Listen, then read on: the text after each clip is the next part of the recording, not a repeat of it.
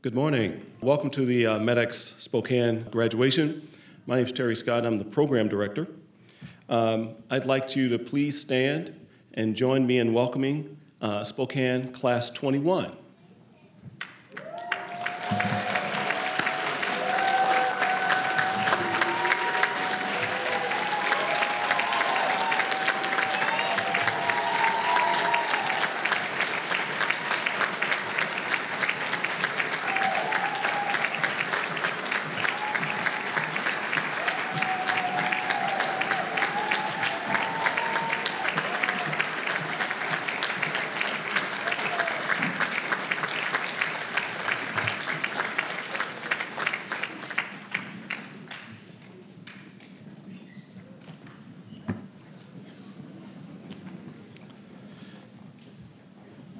So again, I'd like to welcome you to the graduation ceremonies for the MEDEX Spokane Class 21.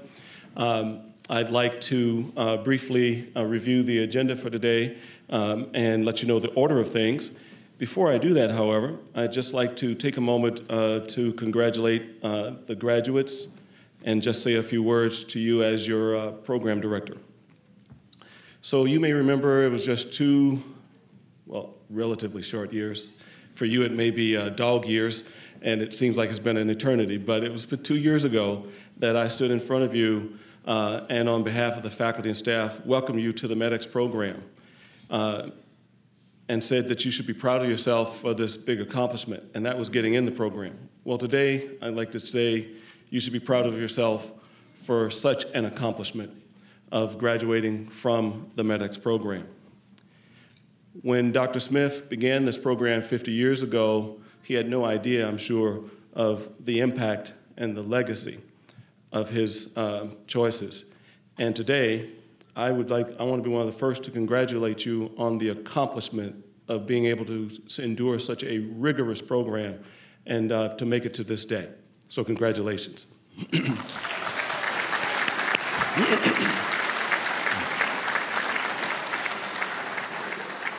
I'd also like to say that no one does something like this alone.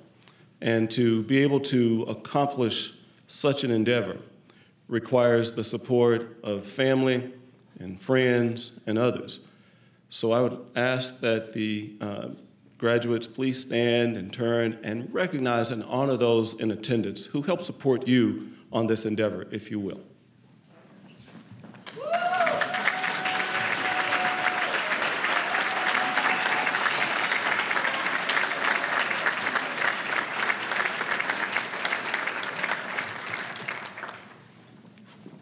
Thank you. Thank you. So you will also recall that there were other things that I talked to you about, and I said that you all, when you applied to the MEDEX program, had over 230 other choices in terms of PA programs to apply to, and that you chose this program as much as we chose you. And that has to do a lot with the mission of this program. And I would hope that that still rings true to you today as you get ready to embark upon your career. There are over 230, 250 programs in the country.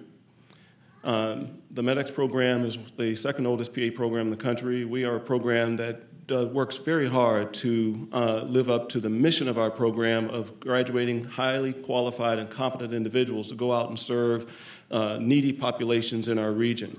And when you look at the vast expanse of WWAMI, Washington, Wyoming, Alaska, Montana, and Idaho, some of you will end up in small communities as the provider of primary care.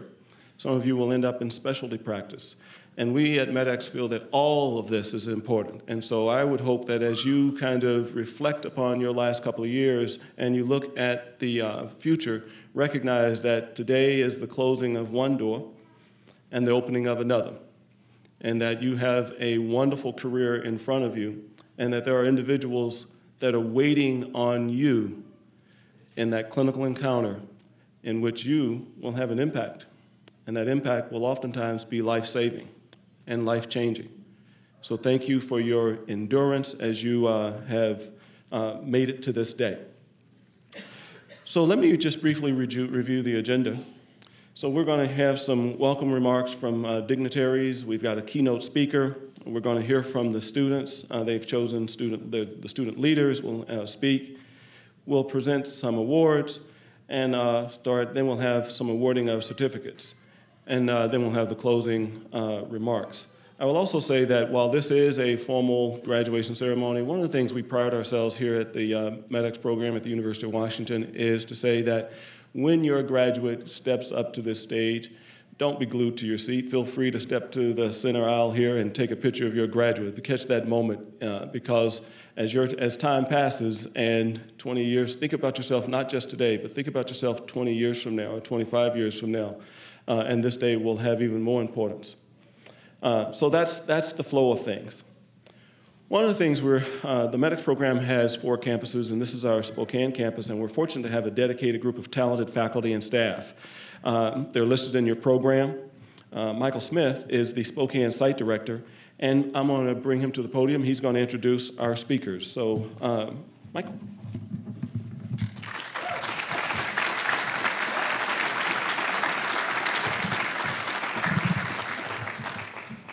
Well, good morning. How's everybody doing? It's a good day, all right? Yeah, maybe it was 2 years ago on your very first day, I told you that there was 2 really good days in PA school. It's the very first day and the very last day. This one's probably better than the first one, right? So I am so very proud, and honored to be part of your educational process and to call you all colleagues and friends. And so this has been a wonderful class. This is a really wonderful group of students, and I'm truly blessed and honored to, again, be part of your journey. Today is going to be a good day. It's, like I said, I look forward to this, and I know you guys have too. So that's what we're all strived and worked hard to be here for. I just wanted to recognize, I know that it's not necessarily in your program, but I just wanted to tell you who all these people are up here on the stage. I'm going to introduce our guest speakers a little bit more formally as we go along. But we have PA Terry Scott, is again a program director. We have Dr. Daryl Podick, next to him. Stayed next to the microphone here. Dr. Thane McCullough, who's Gonzaga president. Dr. Jacob Pounds, who is our keynote speaker today. There's Dr. Misbah Keene, who also works with University of Washington and is in the medical program as well, the School of Medicine. I thought he was sitting behind me there. It was Dr. Tim Evans, who's our medical director. PA Mark Hawkins, we'll go and talk to you later. PA Theo Orchard, PA Colleen Smith, Dr. Karen Wick, nurse practitioner Patty Hahn, PA Sarah Serpinas, Dr. Kathy Whipple, and PA Betty Stewart are all these good-looking people sitting up here on the stage, and they all had something either directly or indirectly to do with the education of our students and your graduates today. So let me go ahead and get on to the next order of business here, and that's to introduce some of the guest speakers. So at this time, it is my pleasure to introduce Dr. Daryl K. Podick. Dr. Podick is the Chief for Medical Education for the University of Washington Gonzaga University Regional Health Partnership. He is an Associate Dean within the University of Washington Department of Medicine. He is the Associate Program Director for the Providence Internal Medicine Residency.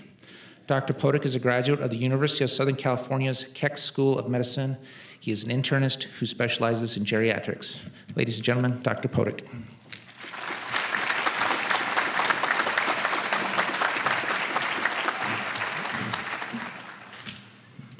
Well, hello. Thank you for having me, and congratulations to all of you. It's really an honor to be here to share the stage with such great people, and also to help you celebrate the day, but also to honor those who've helped you. So I just have a couple remarks. So I'll keep it pretty brief. One is kind of a reflection on what graduations are. And graduations are the culmination of a lot of hard work, a sense of accomplishment, and just a glimpse of what lies ahead. So what does lie ahead? You know, I really think this is a great time to be in medicine, particularly as a physician assistant. Patient care and medicine as a whole are changing, and it's becoming much more of a team sport. And, you know, in the past, we gave lip service to medicine being a team sport. It was always pretty dictatorial. But right now, we're really looking at physician assistants as a key role and integral to patient care that we deliver to patients, but also to our populations. I think when I go back to that analogy about team sports, I think about, team golf is the way it used to be, people playing in parallel. But really, I think what we're looking towards now is a volleyball team and everybody working together in such a great way. So I just think it's a great time for you to be a physician's assistant and entering the workforce. Yesterday, you were a student, and today, some of you you're all entering the medical profession. Some of you are re-entering the medical profession. And yet, as you do that, acknowledge that you're going to be a professional student. And I say that, and I don't mean to frighten you. I made that remark once to a bunch of high schoolers, and I commend you because you guys don't have that same horrified look in your eyes. But you really are going to be a student forever. Some of you, as Terry mentioned, will go on to primary care. Some of you will be in super specialized fields. Some of you will be in the operating room. But whatever your path, in the next phase of your career, you're going to enter practices with still a lot to learn, both about the field, about the people you're working with, and learning from their experiences, things that you can't learn in just 2 years. There's going to be a tendency, though, after that initial excitement, that initial anxiety that you have when you start getting into practice, that you're going to get comfortable in your role. And as you get comfortable, that's a great thing, celebrate that. But there's also going to be a tendency to become complacent. And I hope that you won't let that happen. You're entering the profession and you'll be lifelong students, following the latest developments and using the best evidence and latest practice guidelines to offer the best possible care to the patients you see. I want to emphasize that word profession. I've used it a couple times already. People come to us when they're at their most vulnerable. They're sick, they're not feeling well, and they're looking at you and implicitly trusting you. Yet at the same time, the medical profession has never been under more scrutiny, and at times is seen through a very skeptical lens. So you have the opportunity before you, but I also think you have a responsibility to ensure that our profession is seen in the best possible light. It doesn't take that much, remembering many of the things you learned over the last couple years. Not the facts, not the latest algorithms, but rather just remembering to give patients the time they need, treating them with respect, and offering them the best possible care. Through these simple actions, your individual and collective integrity, you will ensure that the medical profession, of which you are now a member, will be held in the highest esteem. So I'd like to just close with two remarks, and one is a quote from one of my heroes in medical education, Sir William Osler, and he said, "It is more important to know what patient has a disease than what disease the patient has." With that, I'm going to close. Thank you, and I look forward to working with you side by side as colleagues. Congratulations.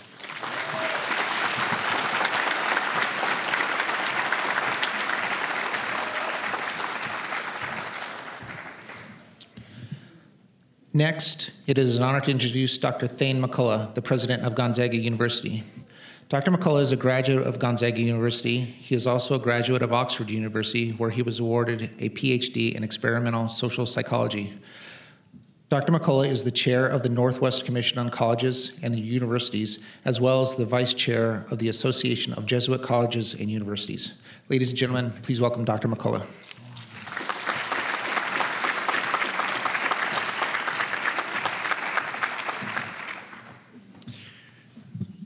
Good morning. Isn't this a fabulous day? We even had some rain. No more, it's heating up. But it is just such a privilege to join with the colleagues of this program in celebrating you. And I would want to say, by extension, my true purpose here is to congratulate you on behalf of your partner institution, Gonzaga University. And we hope that Gonzaga has been a great host and partner together with the faculty and staff of your program in providing you with an environment that has been supportive of your work your hard work and your studies during these past couple of years. It is a point of tremendous pride for our university that the University of Washington has chosen to partner together with us in providing this opportunity to support you.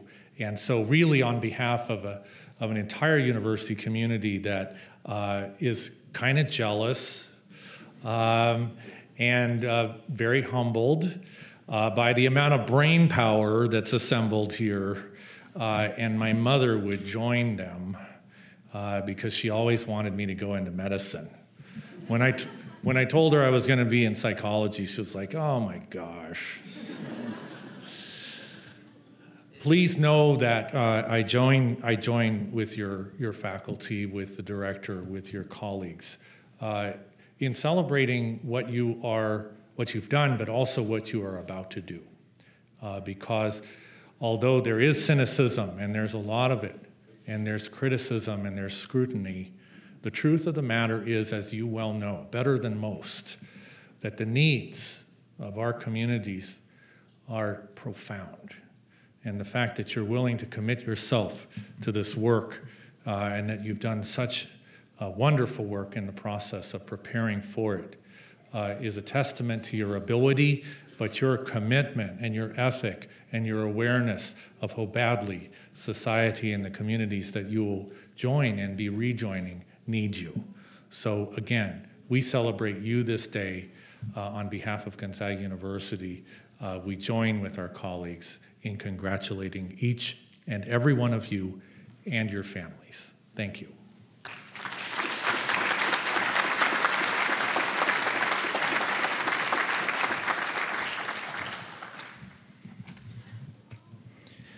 Now it is my pleasure to introduce today's keynote speaker, Dr. Jacob Pounds. Dr. Pounds specializes in psychiatry and neurology. He is a graduate of the St. Louis School of Medicine in St. Louis, Missouri. Dr. Pounds also earned his undergraduate degree from Whitman College in Walla Walla, Washington. Dr. Pounds is a clinical instructor for the University of Washington and a diplomat of the American Board of Psychiatry and Neurology. Ladies and gentlemen, Dr. Pounds.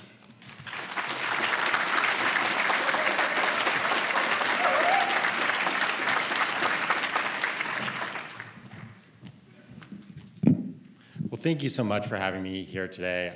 This is such a momentous day in your guys' not only education, but then career path. I feel very honored to be here and very honored that you guys would invite me to speak again. I want to reiterate that all the sacrifice you guys have made, not only in the last 2 years, but getting up to the point where you could get into this program, and now unfortunately a lot more sacrifice for the next 20, 30 years that you're going to feel, your family's going to feel, and your friends are going to feel. But thanks for doing it.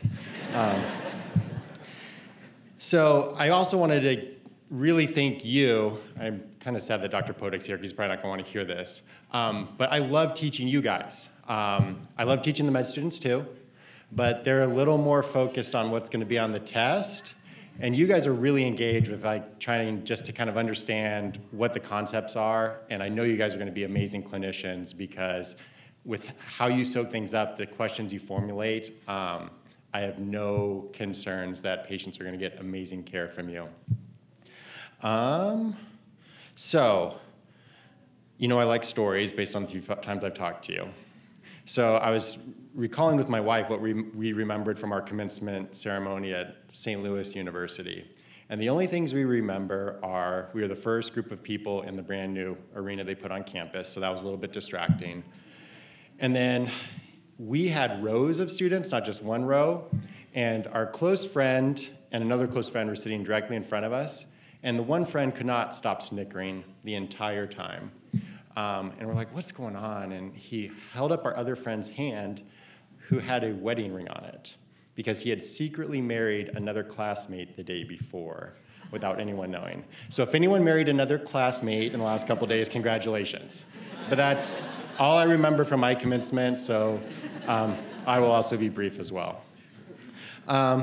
So I just wanted to share kind of a few thoughts, not only about the next few months, few years, but then also long term as well, from what I've seen in my brief experience as a provider, but also from my colleagues as well. The first job's tough.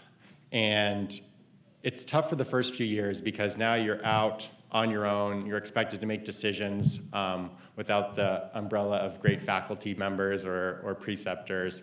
And you do as much learning in the next 2 years as you guys have done in the last 2 years, especially just from the interpersonal dynamics with patients. So really make sure with this first job that you're finding something that not only you think will work, but also that you're going to get good clinical support, that you're going to have peers and colleagues that have open door policy, that you can run things by, because if you feel isolated and alone and out on an island, it's not a fun place to be. I've been very fortunate with my clinic at Riverfront with Kaiser Permanente. The mentor and person who hired me, that was his strict policy. So even to this day, 7 years in, I'm probably in his office multiple times a day, running stuff by him or just chatting it up, and that makes the day go by a lot faster, and it gives me a lot more confidence in the decisions I'm making. I also think that you guys are a scarce resource, so be very picky about where you work.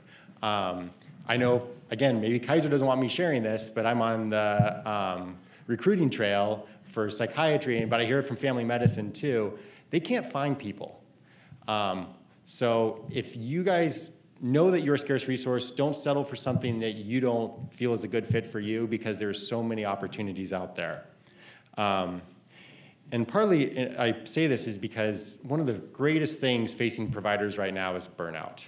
And there is now attention being focused on it, but a lot of it is making up for people that are already burned out or at risk for leaving medicine. So literally, when you guys walk out of here today, you should be starting focusing on self-care and work-life balance right off this bat to make sure this career is worth it for you long term. And then also try to be mindful what brought you here. What brought you to be a provider? What brought you to care for patients? Because sometimes we can forget that once we get into practice and we're told that we have to meet these certain coding requirements, see this many people, and it feels like we're just trying to get through the day. The more that we're mindful of why we got into this can really make the job that much more satisfying. So the other two things I kind of wanted to talk about are active listening and empathy. It's coming from a psychiatrist. So every day, I don't know anyone who's not challenged with this. If they're not challenged with this, good for them. Every day, it's hard to focus on the patient in the moment.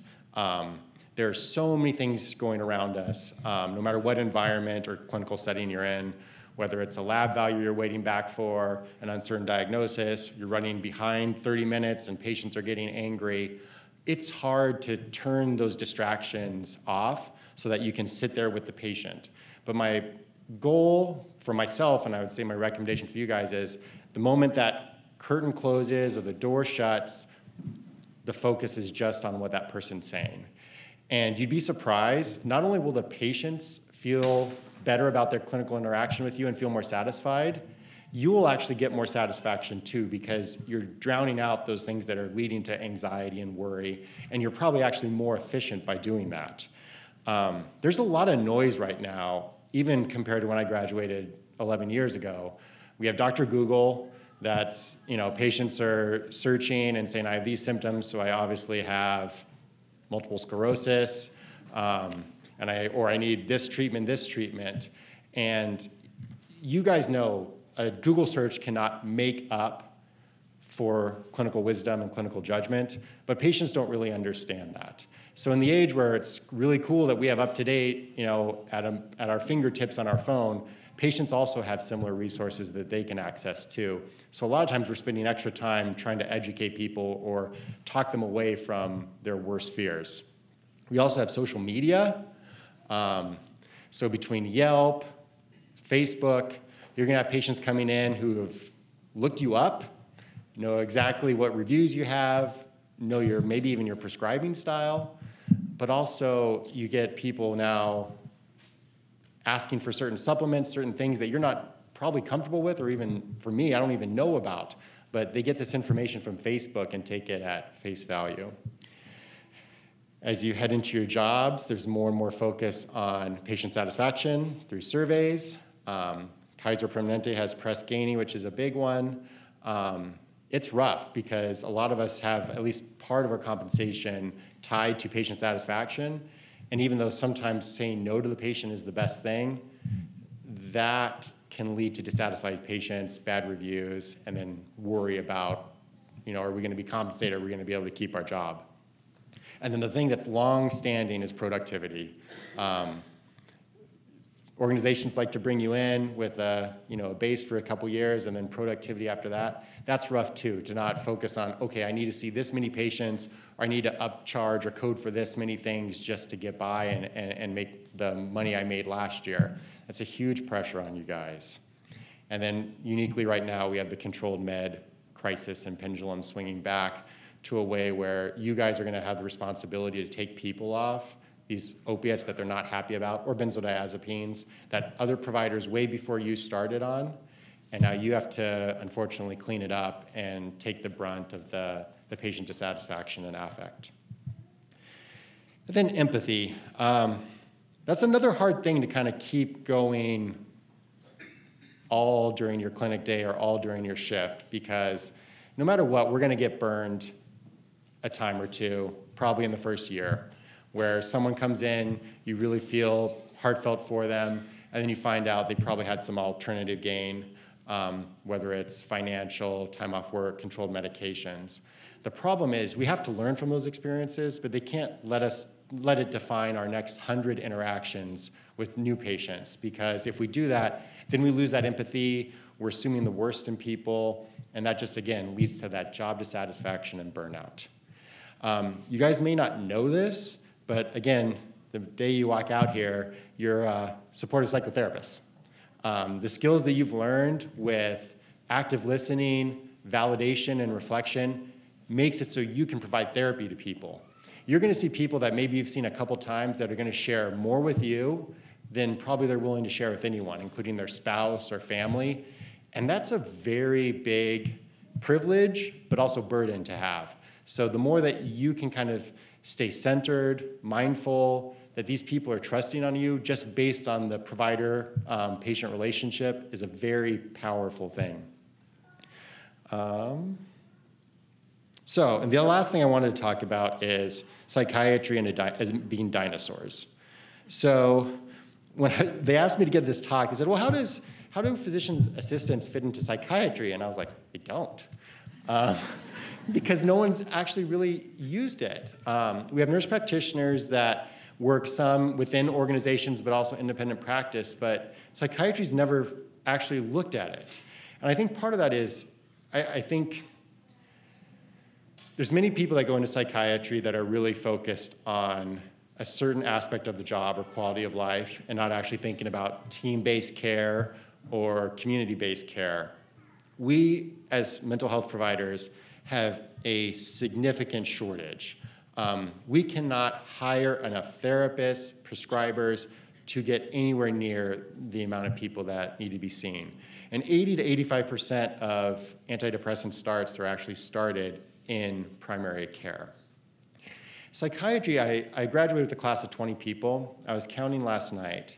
At least 10 of my colleagues went into independent practice where they provide primary psychotherapy with some med management. And that's great for them, that's their goal and that's what they can do. But I can't convince myself that that's what's best for the community and that's what's best for the field of medicine. We as providers should be spreading our resources out as best as possible. And psychiatry is the forefront of that because we don't have to see people in person, because we shouldn't be touching people, that we should be able to provide care virtually as good as anyone outside of maybe radiology. So my hope is that, again, as you guys head out into practice, hopefully even rural areas, that organizations and clinics partner up with psychiatry or prescriber organizations that you can do video consults, teleconsults, so that patients can get as optimal care as possible. I really appreciate what you guys are going to do because you're like the bouncer at the club for me. You're gonna be the first line for all these psychiatry patients for me. Whether it's in the ER or primary care, you're gonna see people when they're acutely suicidal, acutely depressed, acutely psychotic, acutely manic. People with those illnesses oftentimes don't have insight to show up to the outpatient psychiatry clinic. So they see you guys first. And so that's what I really appreciate, is the fact that even though maybe you're not going into a psychiatry field, you're going to be seeing psychiatric patients nonstop and be expected to at least start either initial treatment or initial triage. And my hope is that psychiatry gets out of the Stone Age and figures out that we need to use providers at all levels, because my mentor who hired me, who's still at Kaiser, he gets irked every time he sees a brand new patient for depression who's never been started on antidepressant before, because that's not a good use of our time or our resources. So my hope is we do a better job with triaging patients in the future, so that hopefully some of you or your colleagues or future graduates are in clinic with me if you guys want to do psychiatry as a long-term field. So thank you again for inviting me to this. I hope this wasn't too preachy. But again, my goal for you guys is that when you walk out of this stage today, a year from now, 2 years from now, 10 years from now, you're enjoying your career, that you wake up every morning and enjoy going to work, or night if you're gonna do ER overnight shifts. So thank you again and congratulations.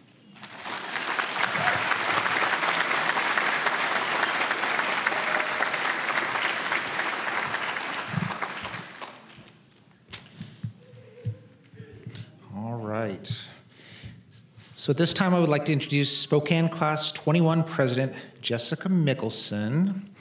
And following Ms. Mickelson's address, Eric Andrews will be taking the podium to speak on behalf of the members of Spokane Class 21. Jessica, come on out.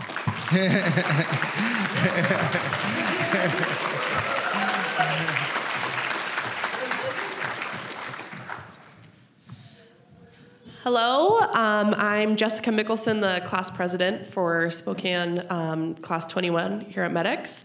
I'd like to take a moment to thank everybody for their support, friends, family, colleagues, preceptors, everybody in the crowd. This is an important day that we've all been waiting for, and it's finally here, so I'm very honored to be up here and be a part of it with you all. So I'm just going to recognize the class officers that we have had for the last 2 years here. So I'm the class president. We have Caitlin Kokot. She's our class vice president. And sitting right there, there's Katie.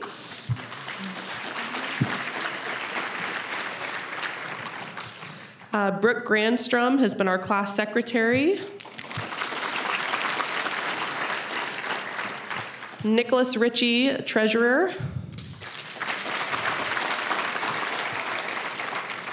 Shadden Thierry is one of our AOR representatives.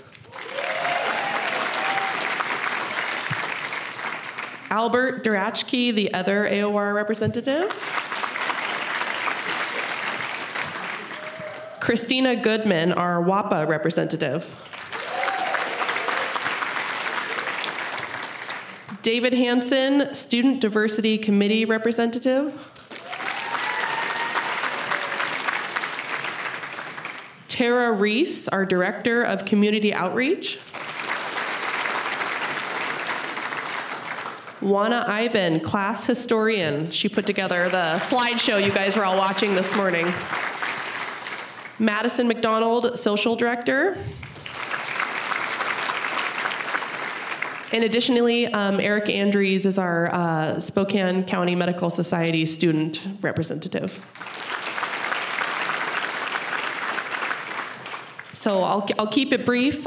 Just want to leave you all with another, sincere effort of gratitude, and thank you for all being here. And I will get off the stage now. Okay.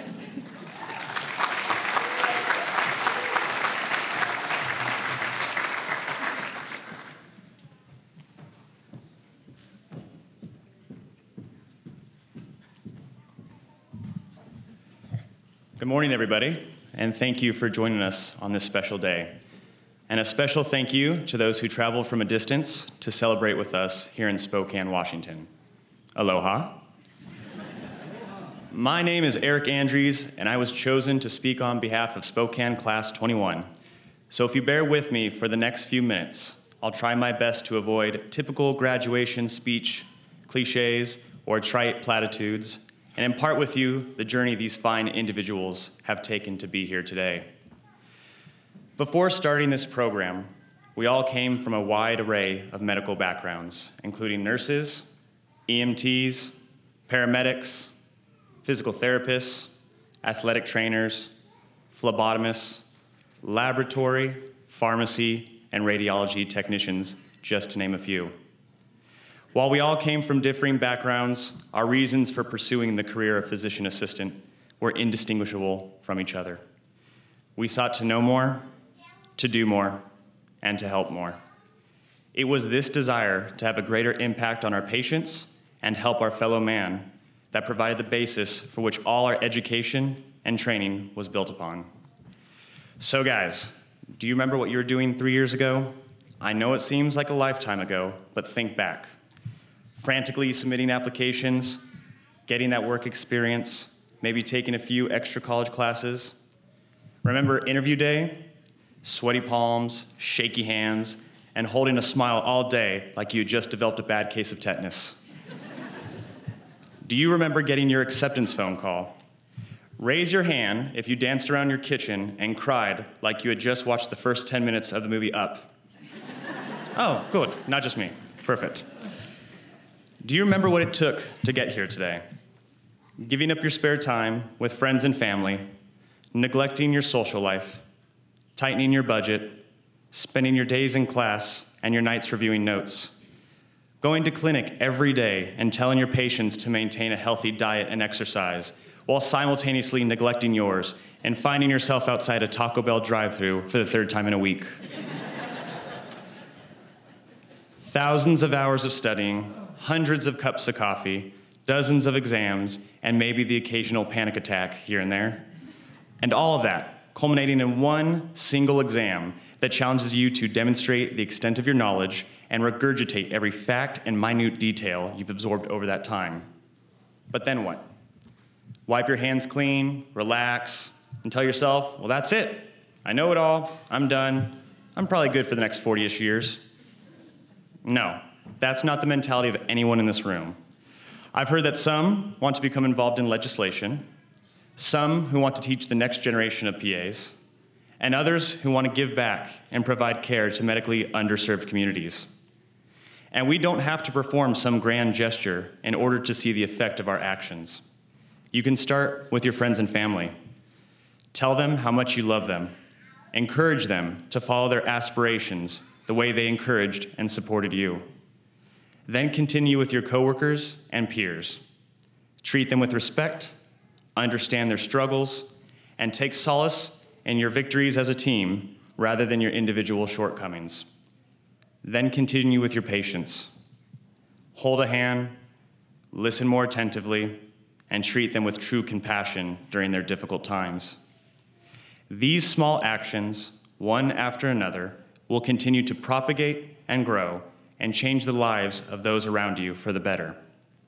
And that's it. That's all it takes. And that's all that matters. Leave the world better than when you found it. So, to the faculty and staff, the lessons we learned over these last several years continue to grow and develop going forward and shape the way we practice and interact with our patients, our colleagues, and our communities. And we have you to thank for that. We thank you for your patience, your wisdom, and your guidance. To my fellow classmates, look to your left. Look to your right. Shrug your shoulders. Good. Accessory nerve is intact. Just needed to practice my neuro exam real quick. But seriously, thank you for the opportunity to work alongside you.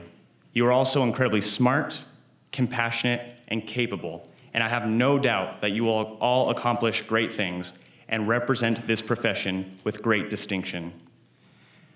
And to the husbands, wives, children, parents, friends, and family, we thank you for the love, support, assistance, words of encouragement, emotional, and financial responsibilities you undertook to allow us to complete this journey.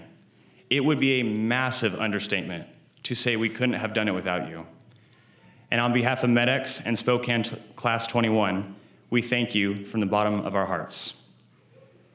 Today is a milestone. It marks how far you've come and signifies the beginning of the next journey. Keep learning, keep trying, keep accomplishing, and embrace all of life's adventures. For the future holds no promises, but rather mysteries and surprises. And what you've learned here will prepare you for both. Congratulations and good luck.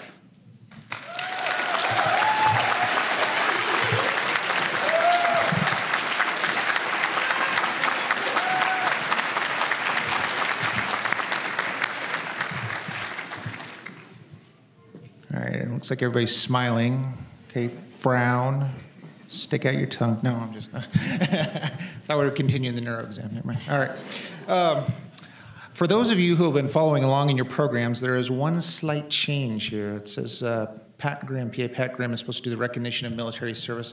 Unfortunately, Pat couldn't be here today, so we brought his boss. So we're going to introduce Mark Hawkins, who is the Associate Program Director for Clinical Affairs. Mark is a Coast Guard veteran and also a MEDEX graduate. So please welcome Mark Hawkins.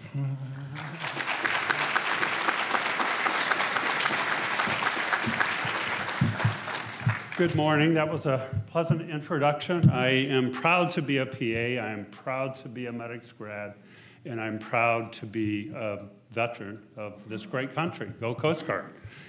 So today it's my distinct pleasure to recognize military service amongst our PA graduates.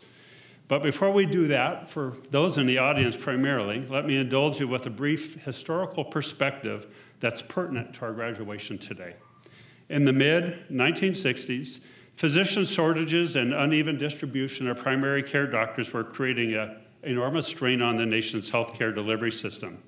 At that same time, and despite the extensive medical training and experiences among military combat medics and corpsmen, there were no corresponding civilian healthcare professions where these skilled veterans could make full use of their expertise. A remarkable visionary, Dr. Eugene Stead, Jr., then chairman of the Department of Medicine at Duke University, believed in his heart that a new breed of practitioners could increase consumer access to healthcare services, and thus he enrolled the first class of former military medics into a new program designed to train physician extenders. In doing so, Dr. Stead developed this new curriculum based partly on the fast-track physician training implemented by the military during World War II. And subsequently to that, the very first PAs graduated in 1967. In the late 1960s, Dr. Richard Smith also recognized this need, particularly throughout the rural communities of the Pacific Northwest. After receiving funding for a federal demonstration project in 1966, Dr. Smith enrolled the first class of former military medics and corpsmen into the new MEDEX Northwest program at the University of Washington, your precursor. Ever since those early years, MEDEX has proudly led the way with some of the highest percentage of veterans, students, and civilian PA programs.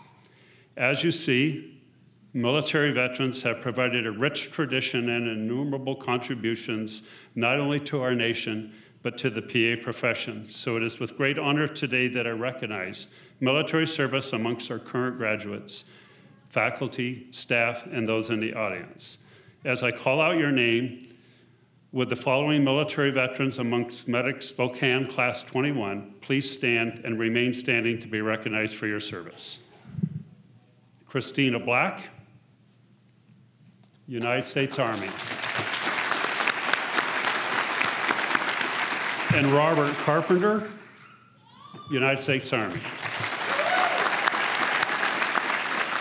And lastly, would all U.S. veterans amongst the faculty, our staff, and our guests please stand and be recognized for your service to this great country.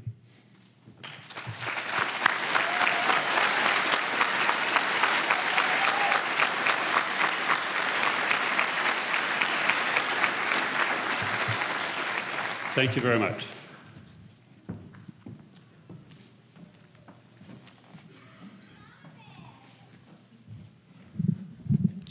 right. Again, for those of you following along in the program, the next section here is we're going to start the presentation of awards. And so next to the stage will be Dr. Tim Evans, who is our medical director for MEDICS. He is a graduate of Duke University, and then he will start the string of award winners here. All right.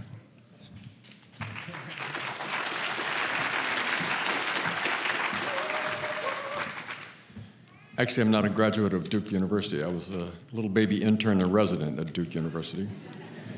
And I was a terrified little baby intern when Dr. Stead was my attending for 9 long weeks, beginning in my 3rd month of internship. It was a great experience. He wasn't the chairman anymore, but he was really something. And if you haven't been in my office to see a picture of Dr. Stead and me as a little baby intern, you ought to stop by sometime, but he was really something. And he's somebody you could keep in your mind as you enter your career as physician assistants. So I extend my own personal congratulations to all of you. It's quite a journey. It's been an honor to be part of the journey with you. We are lucky because we have you, and we have generations of PA students before you and people coming after you. And when you have students like ours, if you put them somewhere in the general vicinity of knowledge, they will soak it up. But you are also lucky because you have had the benefit of some really terrific teachers and mentors. And each year, the graduating classes get to select from among those teachers and mentors some people to honor with the Outstanding Teacher of the Year Award. And I get to present them. First is Dr. Jacob Pounds, who you've already heard from. Dr. Pounds is a practicing psychologist who works for Kaiser Permanente here in Spokane.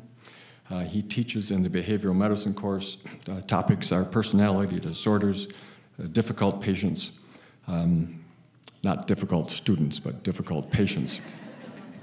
Student comments include, I thoroughly enjoyed this lecture and liked how he explained and differentiated the different disorders. He was one of my favorite guest lecturers as he stayed on topic and also brought his expertise and clinical experience, which was great. Really enjoyed this lecture. I felt Dr. Pounds offered a lot of practical advice on dealing with difficult patients in practice. You're never going to see any of those, but you've heard about it at least. I'm especially thankful for the time at the end of the lecture where we interacted with each other as difficult patients and providers. I learned a lot from how to deal with a patient who wants a medication refill that they do not necessarily need. Please join me in congratulating Dr. Pound.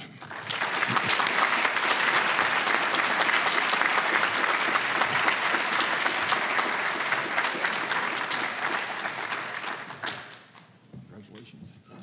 Golden apple. Please feel free to say it. I guess I'm back. Again, I really appreciate how engaged you guys were during my lectures. You are a joy to teach. And again, just with the questions you ask, your willingness to do role play, your expertise during the role play, I know you guys are going to do excellent with the topics I brought to speak about. So thank you again. I appreciate it.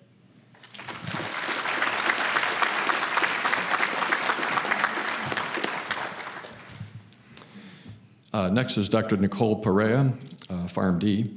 She's a practicing pharmacist here in Spokane. She's also an academic fellow with Washington State University's College of Pharmacy. She taught in the patient management course, and specifically her lectures were on opioids and skeletal muscle relaxants. Student comments included, great lecture.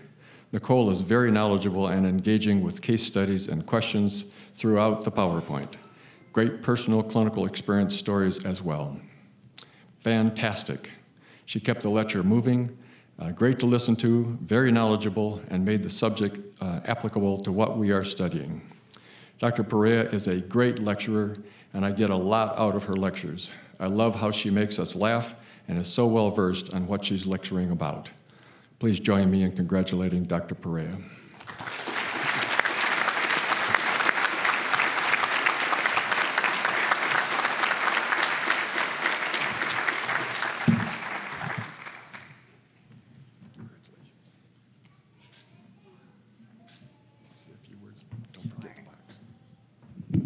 So I traditionally teach at Washington State University's College of Pharmacy, and the first lecture I gave to PA students was actually your guys' class. And I go back to WSU right across the way, and I'm like, guys, have you ever taught PA students? It's great. And they're like, what's so awesome about it? And I was like, well, they don't say, how many points is that worth? But they say, how am I going to use that in a clinical setting? I was overjoyed for weeks, so I will hopefully come back. But thank you guys, and congratulations.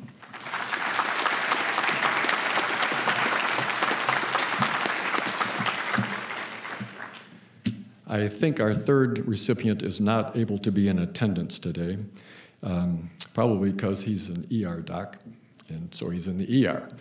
But let me just present Dr. Jacob Rabe to you. He is, as I said, a practicing emergency medicine physician. He works in the Valley Hospital Emergency Department, teaches, of course, in the emergency medicine course, and lectures on neurological emergencies. Student comments. Great lecture. Dr. Rabe was very knowledgeable about the subjects presented. Dr. Rabe really hits what we need to know in the real world. I appreciate the challenges offered by the cases he presented. Thank you for the lecture. It clarified many nuances that the texts can't explain. And there's nothing like hearing from somebody who actually does it about how to do it. We will make sure he gets his golden apple, but please join me in congratulating Dr. Rabe.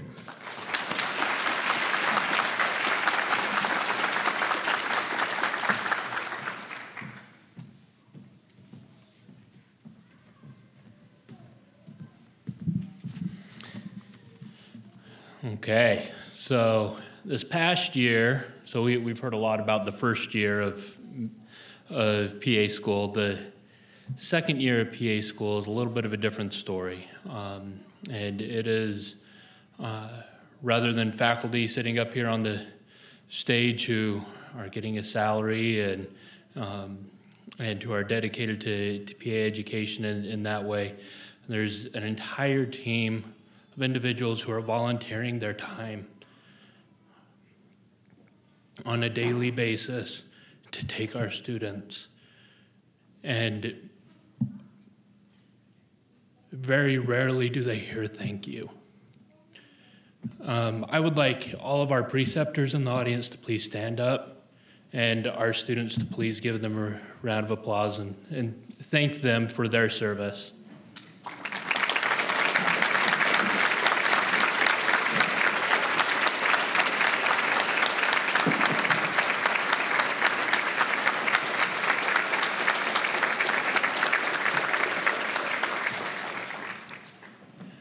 And that includes student coordinators, who I see hiding out back there, who didn't stand, but who make the clinical year possible for our students.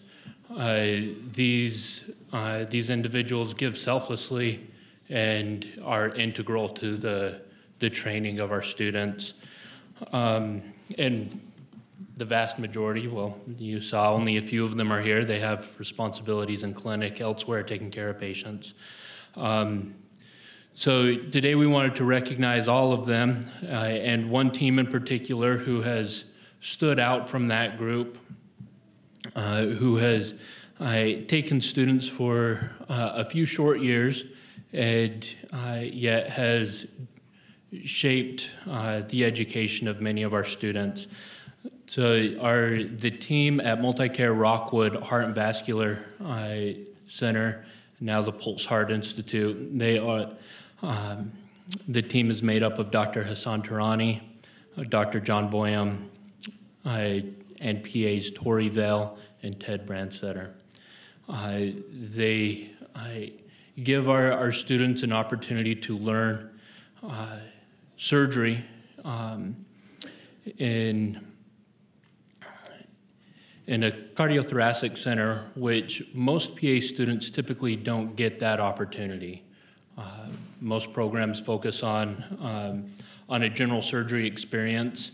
To be able to have a cardiovascular experience and have that be your first introduction to the surgical setting is somewhat daunting.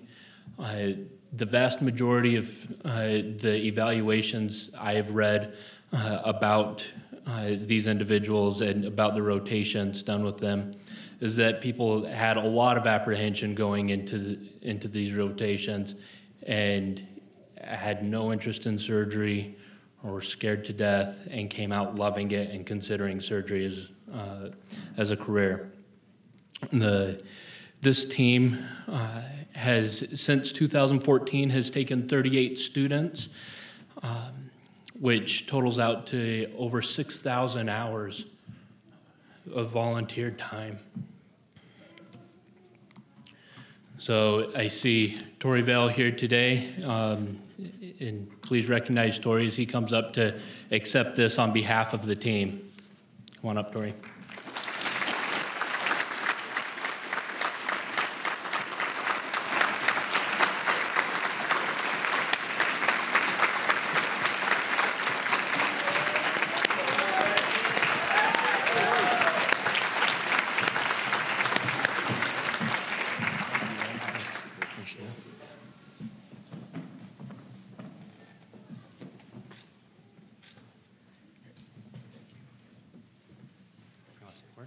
No, I'm good, thanks. Okay.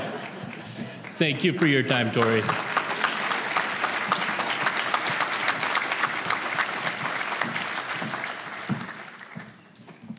Good morning.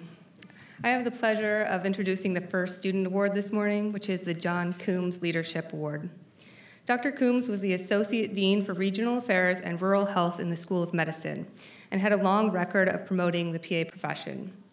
This award is presented at each training site to a student who has become a role model to their peers, has assumed the responsibilities of a leader during their training, and has carried out those responsibilities with integrity, cooperation, and understanding. The recipient of the award this year served as a leader both in and out of the classroom. He took his role of representing medics in the Spokane County Medical Society very seriously and encouraged classmates to do the same. He could be seen promoting his profession all over town and introduced many of his classmates to the greater Spokane medical community. Throughout his training, he remained driven and exuded the ultimate in professionalism. The winner of this year's John B. Coombs Leadership Award is Eric Andrews.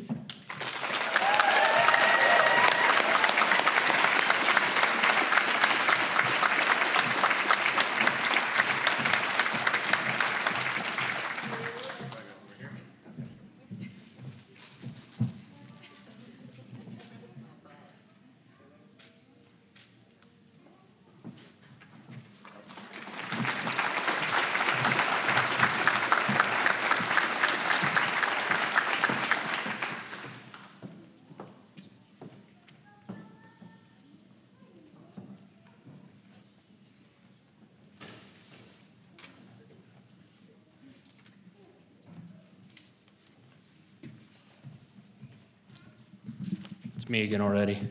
So I'll be presenting the Barbara Gunter Flynn Award for underserved service.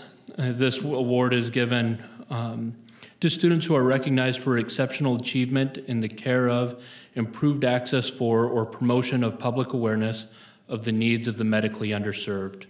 The recipient will have demonstrated a strong dedication to ongoing service to underserved communities. One thing that many people don't realize about medics is that serving underserved communities is a cornerstone of the medics program. One of the few, only that I am aware of, that dedicates a specific clinical rotation to an underserved population. That is the only requirement for that rotation. It does not specify the type of medicine being practiced, but the population that's being served. That is abnormal in terms of clinical rotations. The individual who will be receiving this award is someone who has definitely exemplified that, who is from a rural community and is returning to a rural community to practice medicine and serve an underserved population. And someone who has advocated strongly for the profession and has opened the door for students to rotate in the community, as well as for recruiting and hiring physician assistants in that community, which was previously not the case. The winner of this year's Barbara Gunter Flynn Award for underserved service is Herschel Cummings.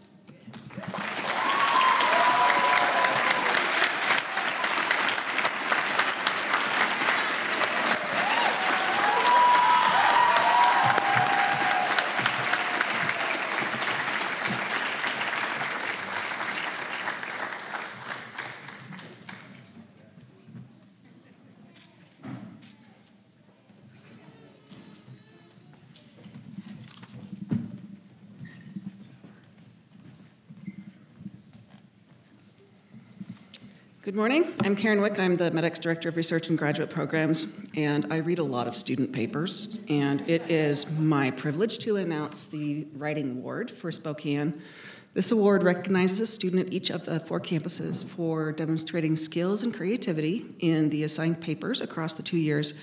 I read a lot of your basic science papers 2 years ago, and this one paper sort of stuck in my mind because I learned a lot of new stuff, and I love it when I learn new things from the students.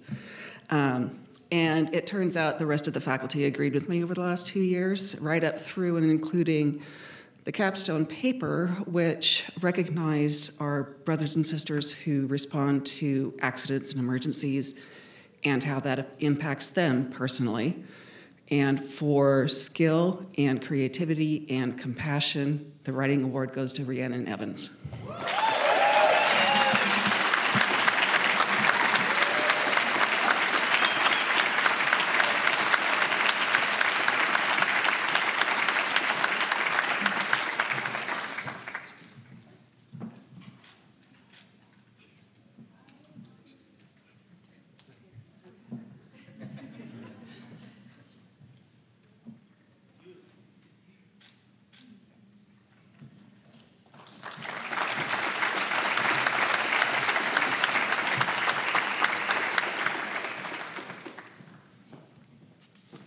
I also work with several students on the master's capstone project, and all of these folks presented their projects yesterday. The faculty vote on those presentations that stand out. There are 5 cross-campus awards, and since Seattle and Anchorage don't present until next week, we have no idea who those 5 people will be, but we do have 2 Spokane-specific recognitions. The students are able to select to present either verbally with a slide deck or a poster session. So the faculty thought that yesterday's best oral presentation was given by a student who explored new ways of thinking about the question of whether a diagnosis of breast cancer leads to a diagnosis of post-traumatic stress disorder. So the best Spokane oral presentation award goes to Matthew Grosso.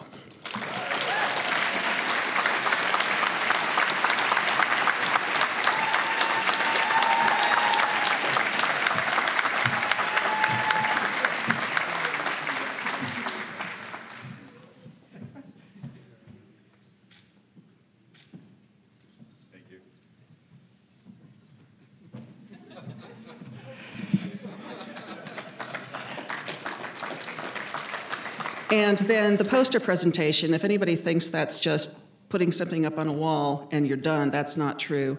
You have to stand by the poster, and it's basically a 30 to 45-minute pop quiz from everybody who walks by. So the faculty thought that not only was this poster extremely well constructed and informative, but the individual student there was able to respond to all the questions and explain clearly what it means for patients who have diabetes who are observing the month of Ramadan and what that means for their management. So the best poster presentation is going to Shad and Thierry.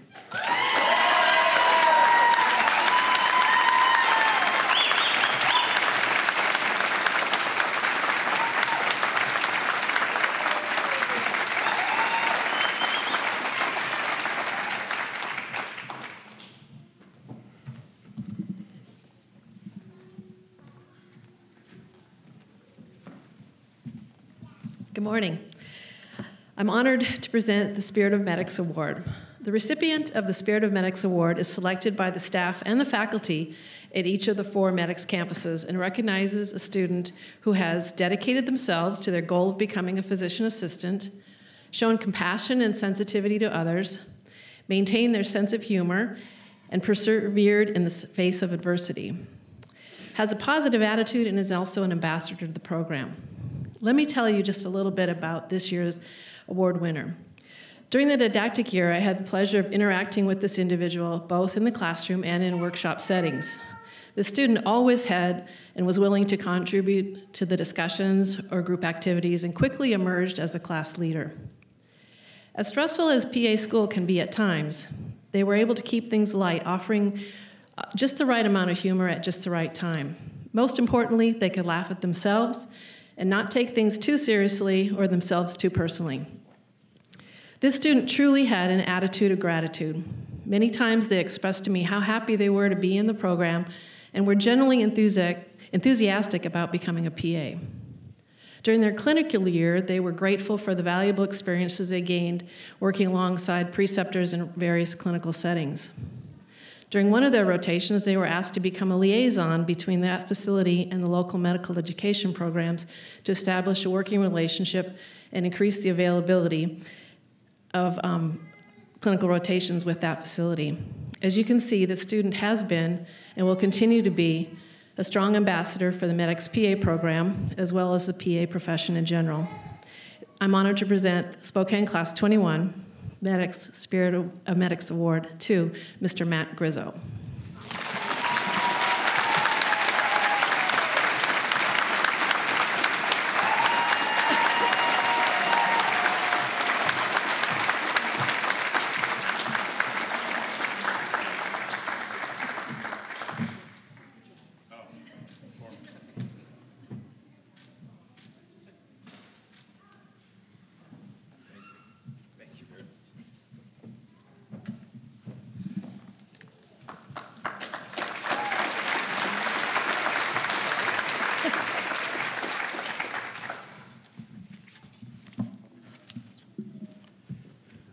Congratulations, everyone. Congratulations. Now we come to that part of the ceremony that we've been waiting for, and that's the presentation of the certificates. So we're going to ask the graduates to line up, and we're going to ask individuals to, that when your graduate comes across the stage, feel free to take that photo opportunity. Please line up.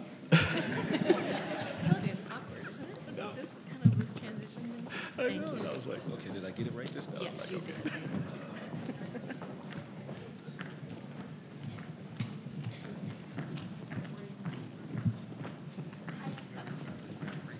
Was that yours? No, it wasn't. But when it went out, I was like,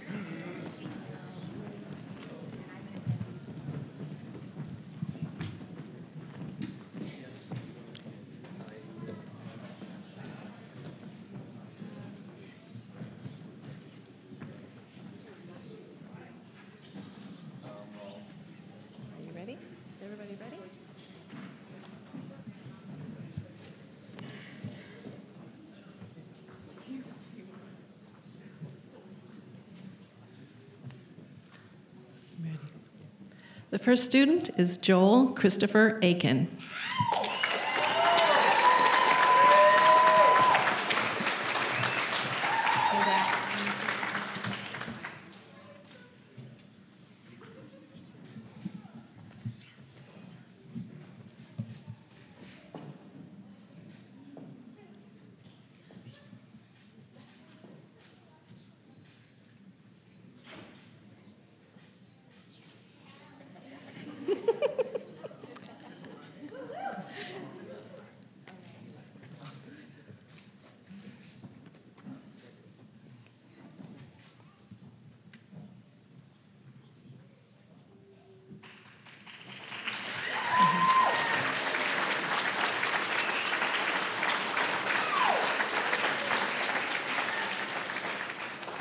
Eric Joseph Andries.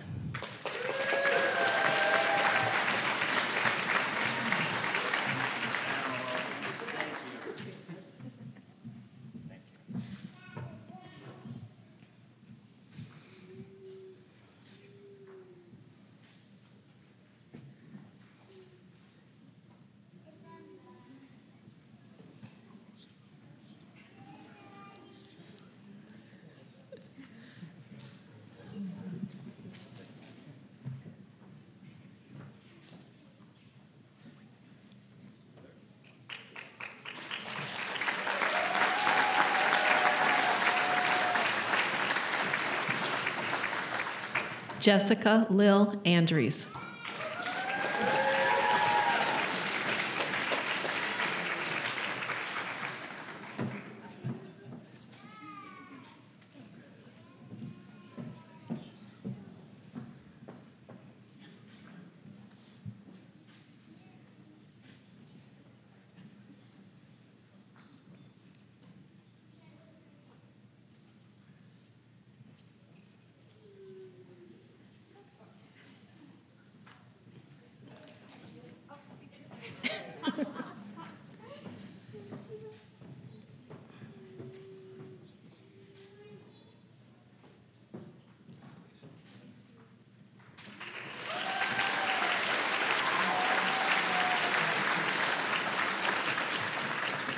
Vern Robert Andrus.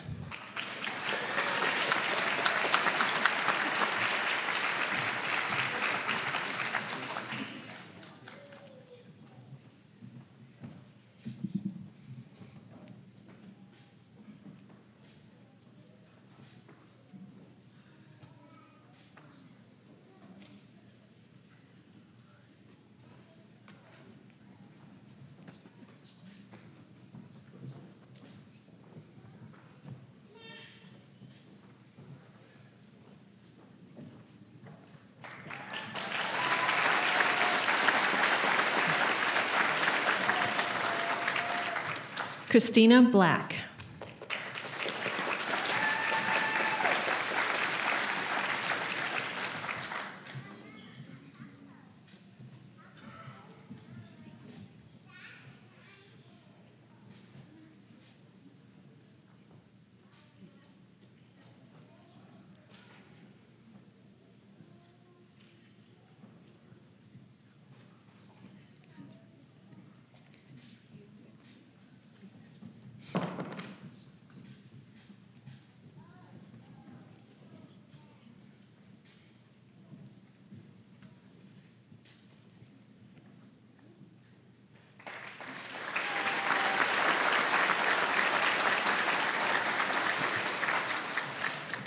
Karina Caprez.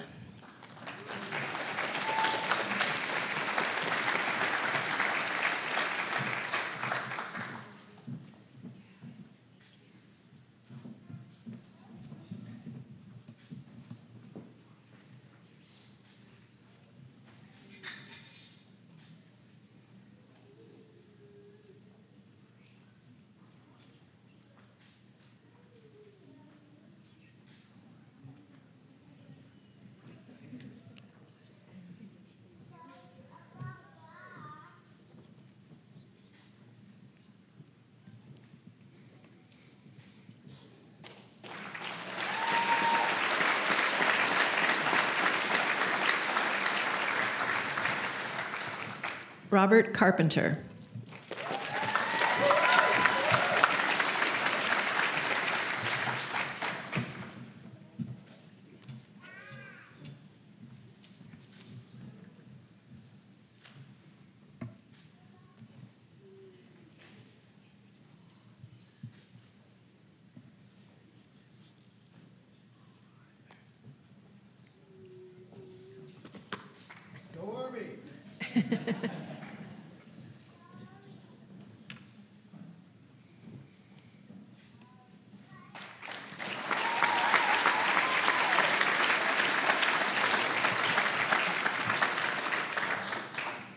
Herschel Cummings.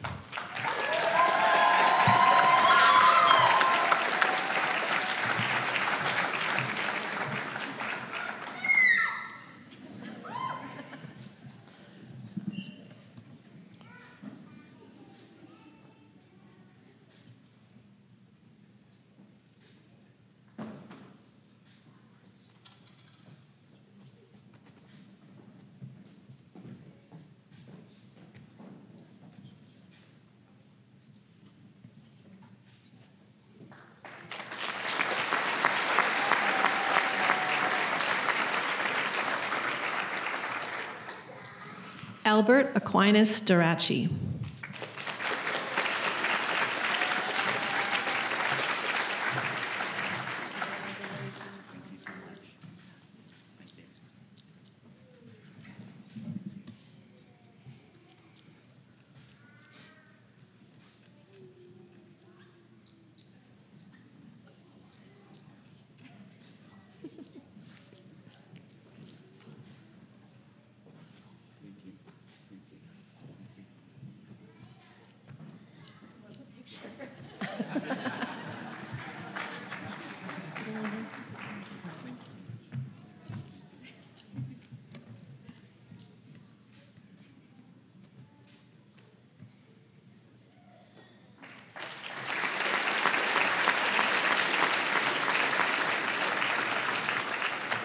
Rhiannon Prince Evans.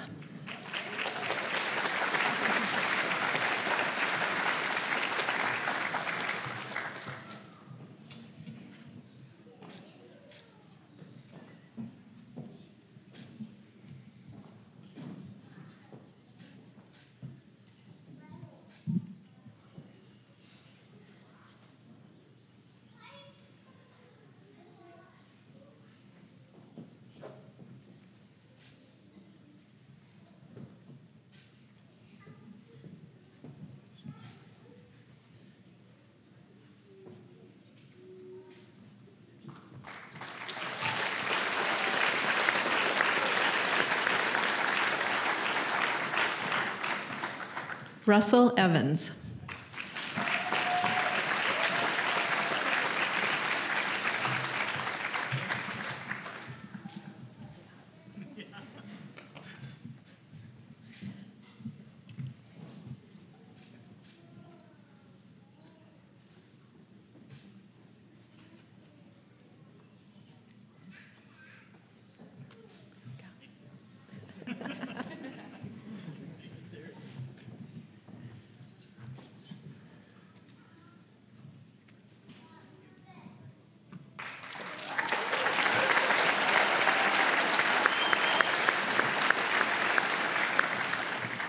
Christina Marie Goodman.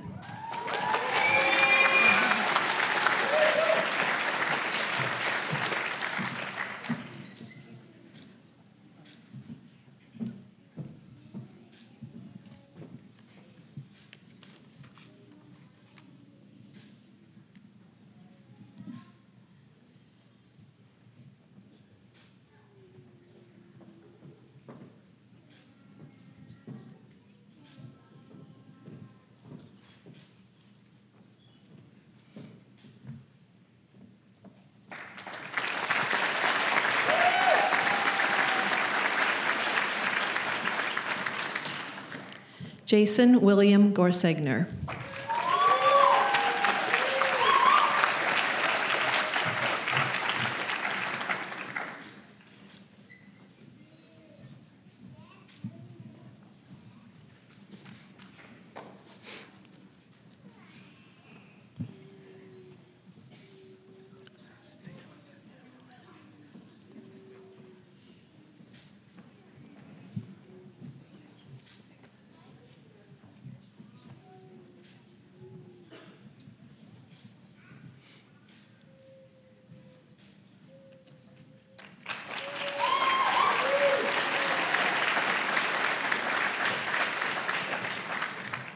Brooke Grandstrom.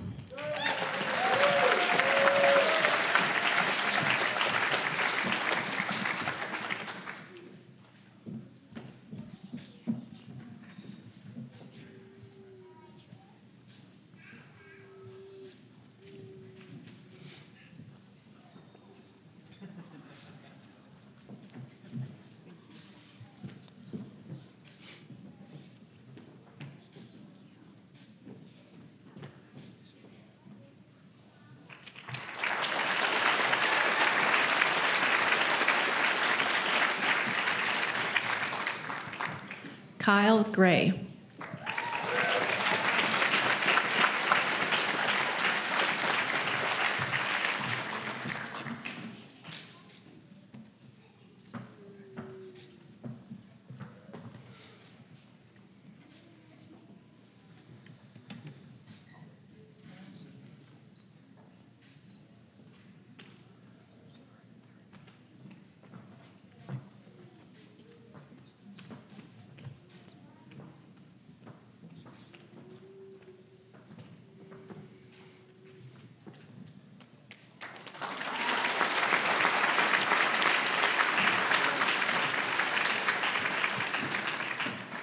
Matthew Grizzo.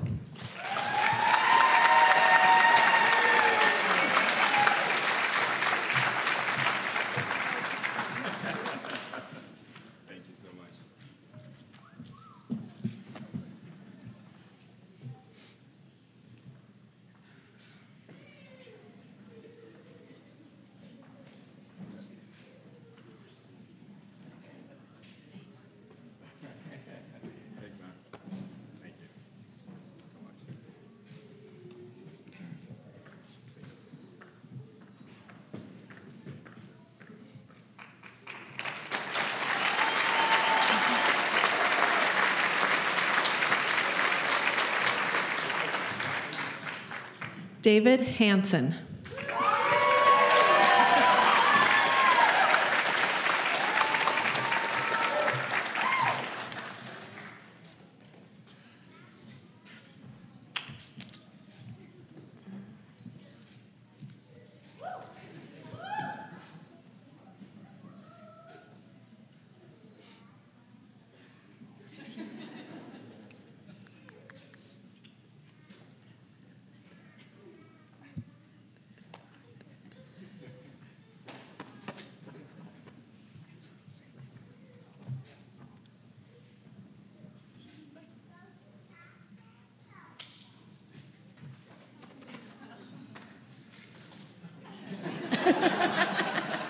Another photo op.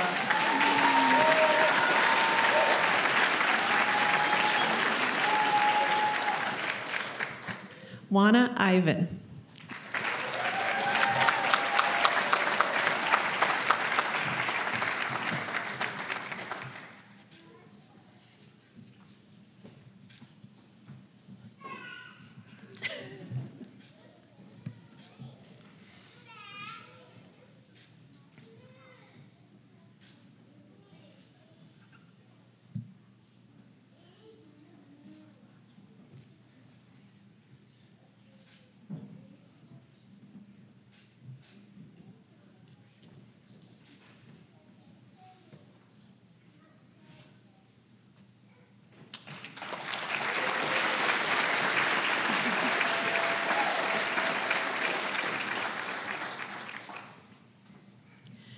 Caitlin Alyssa Kokot.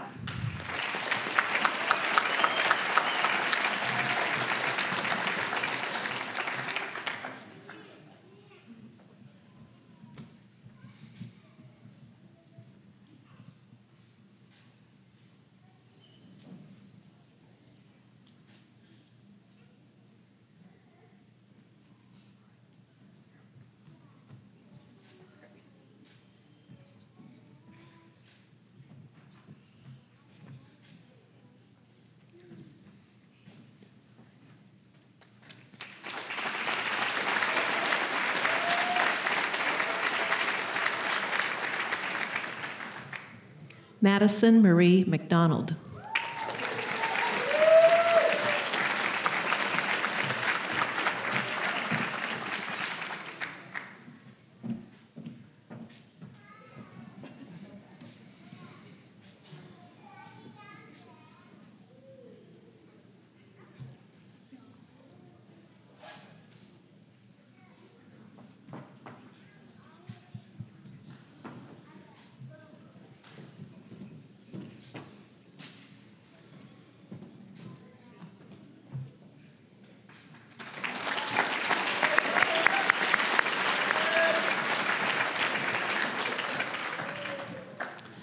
Jessica Lee Mickelson.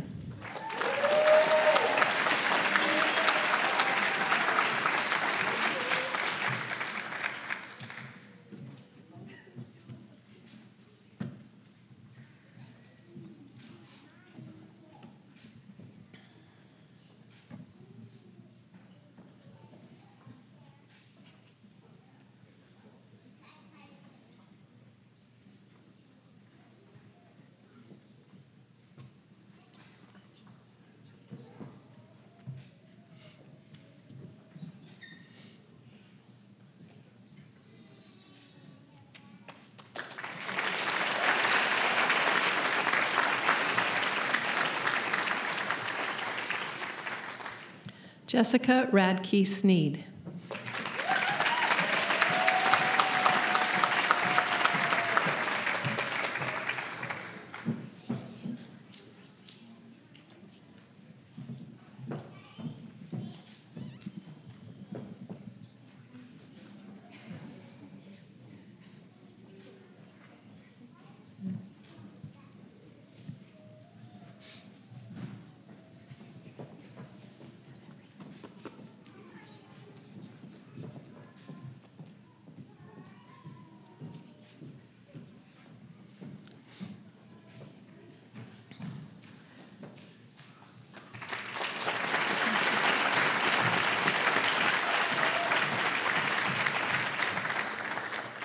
Tara Reese.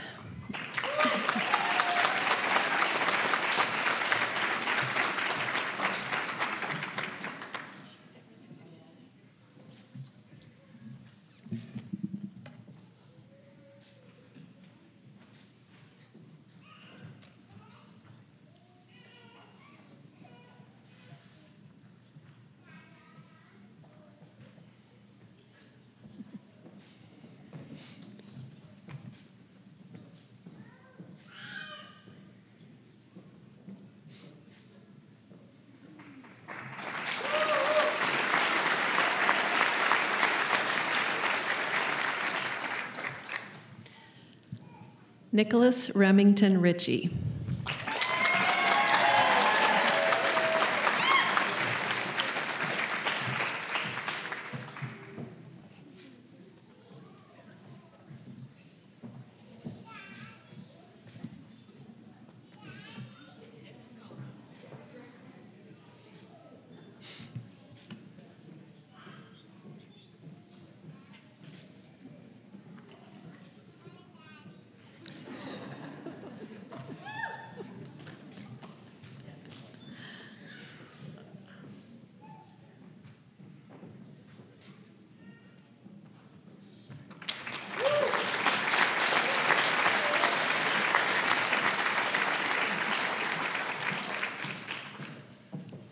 Dakota Spurgeon.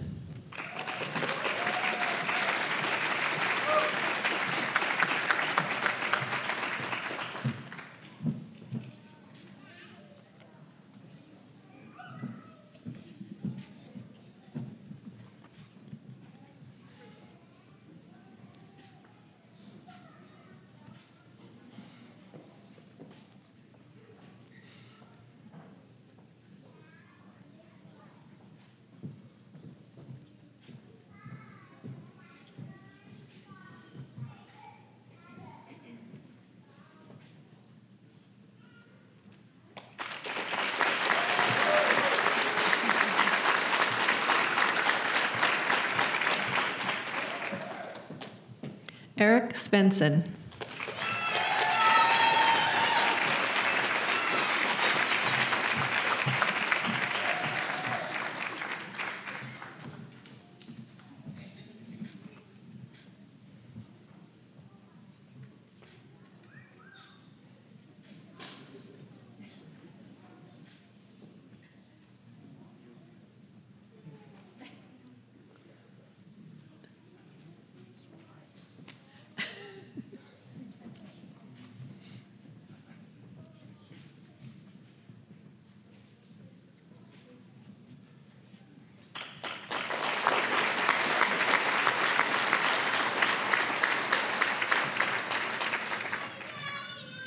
Natalie Toma.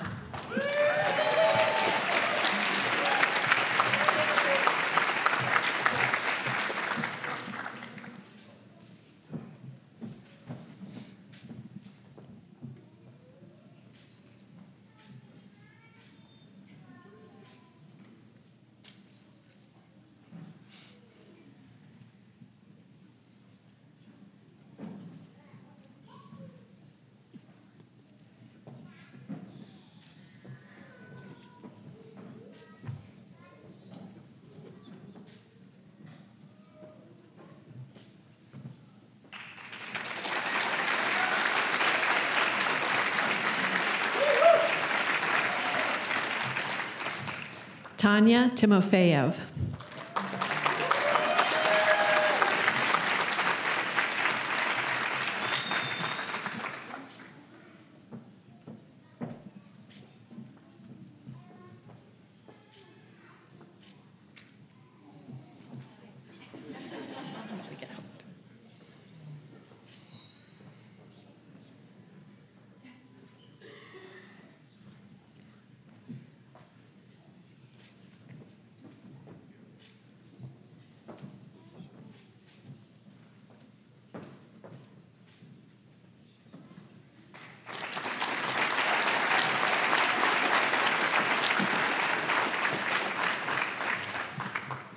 Shadden Tirhe.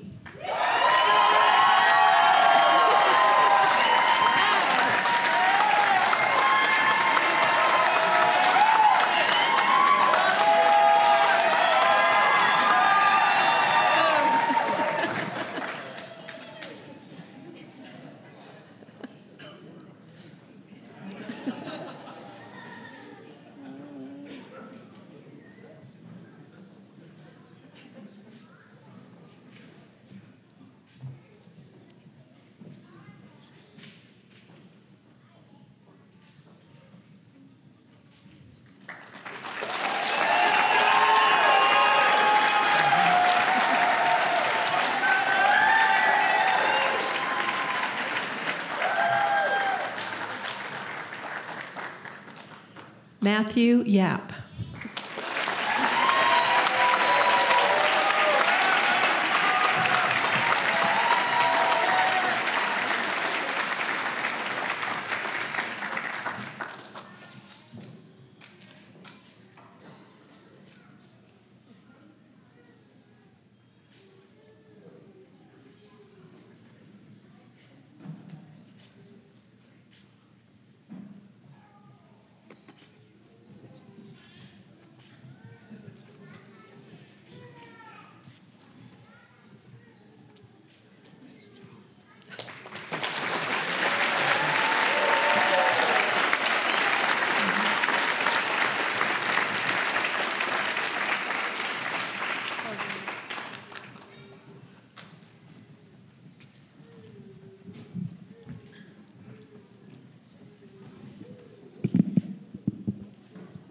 So graduates, would you please stand?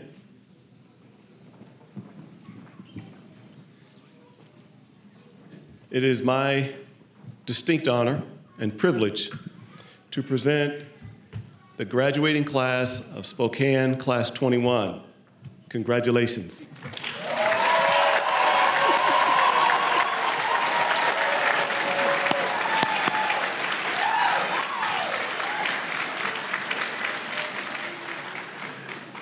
I'll simply say that this concludes the formal part of this ceremony. I just want to say just a one parting word to the graduates, is that you have several weeks now to relax, rest, and get ready for that all-important national certifying exam.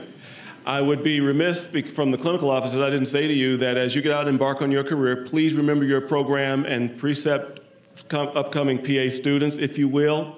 Please don't forget your program. Also, don't forget the lives and the impact that you will make as a healthcare provider and the lives that you will impact as well. It's one of the most rewarding aspects of this career. So congratulations, thank you all, and enjoy.